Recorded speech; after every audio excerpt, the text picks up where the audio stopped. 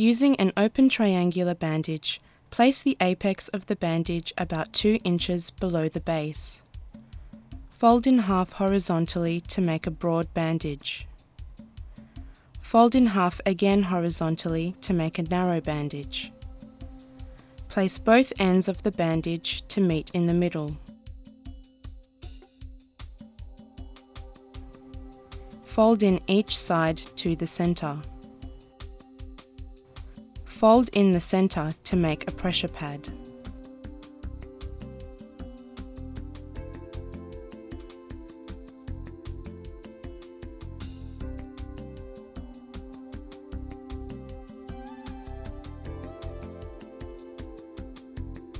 Using a narrow bandage, make 2 loops with each end facing opposite directions.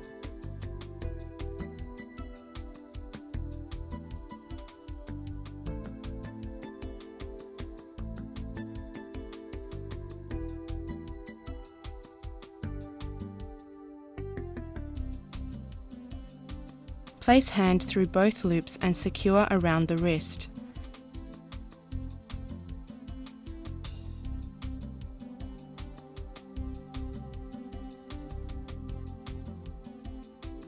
Each loose end is tied around the patient's neck using a reef knot.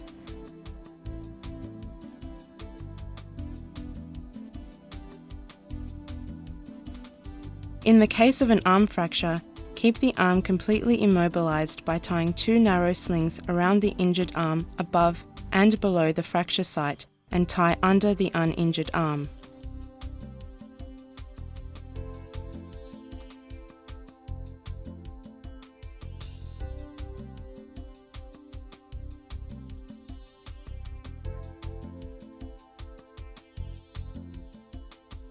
Using a narrow bandage, hold one end in your hand and wrap the bandage around spread fingers.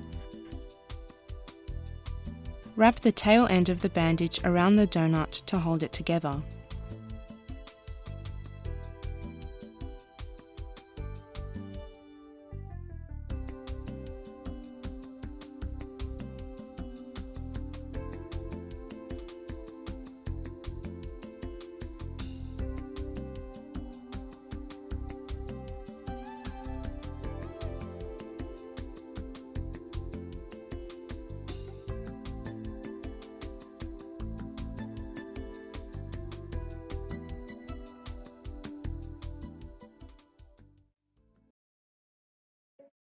For musculoskeletal injuries, such as sprains, an elastic roller bandage can be used to apply firm and even pressure for support and to minimize swelling.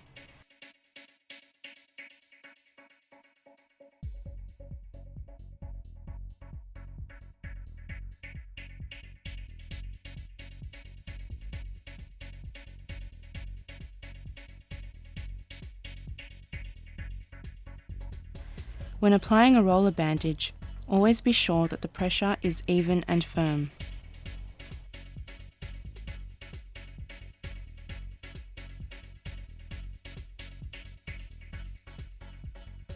Ensure that the circulation of blood is not slowed to the fingers or toes of the affected limb.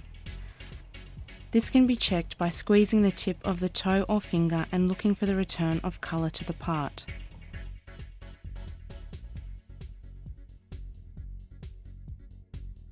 Place the injured arm across the chest with the hand towards the shoulder of the opposite side.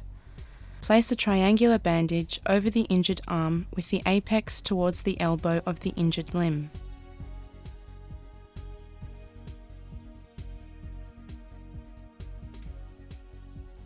Tuck the bandage from below the arm under the injured limb.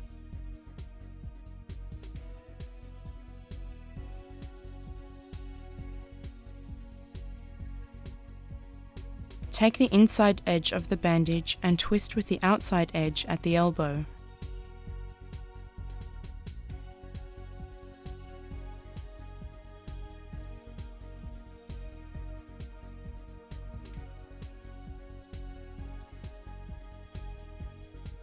Pull the bandage around from one elbow to the shoulder of the uninjured limb to meet with the other point. Tie a reef knot just below the collarbone and tuck the loose end in.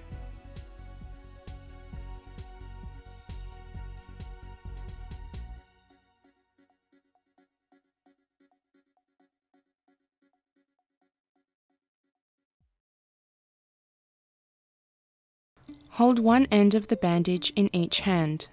Place the right end over the left end and loop it under so it is now on the left side. Take the new left side end and place it over the right side end and loop it under. Pull each end tightly across to make a reef knot.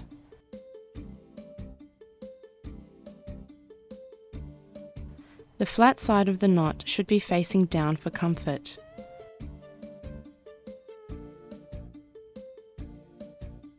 To untie the knot, take the left end and pull it across to the right.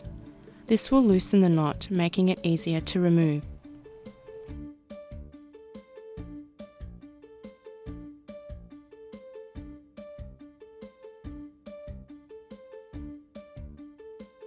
Place pressure pad onto the wound. If possible, ask the patient or assistant to hold the pad in place. Using an open triangular bandage, place the middle of the bottom edge just above the eyebrows, ensuring that pressure is constantly maintained on the wound. Bring the two ends of the bandage over the ears and to the back of the head. Tie the ends together and pull to tighten it at the base of the skull.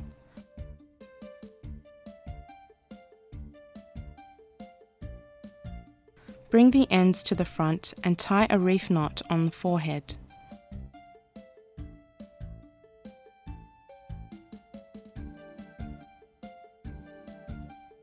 Tuck the ends into the bandage on the sides.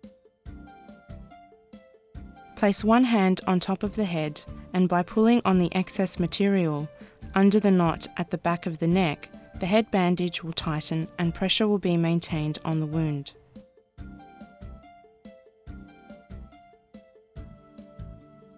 Using a magazine or a stick as a splint, tie one narrow bandage below and one above the fracture site.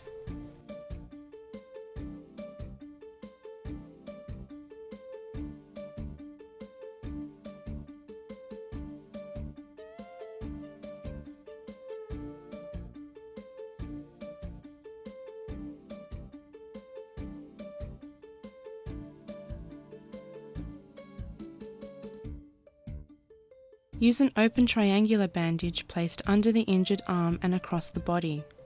The apex of the triangular bandage should point to the side of the injury and one end should sit over the shoulder of the uninjured side. Tuck the apex in behind the elbow and take the loose end to the shoulder of the injured limb and around the neck to meet the other end. Tie the ends together in a reef knot just below the collarbone.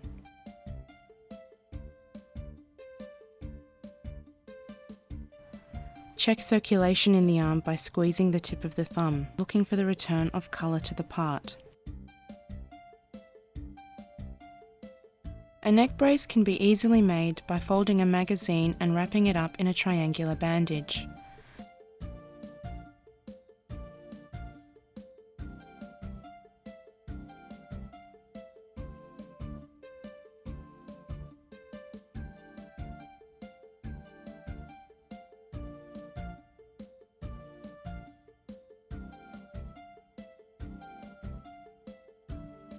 The height of the brace should be 12 to 15 centimeters.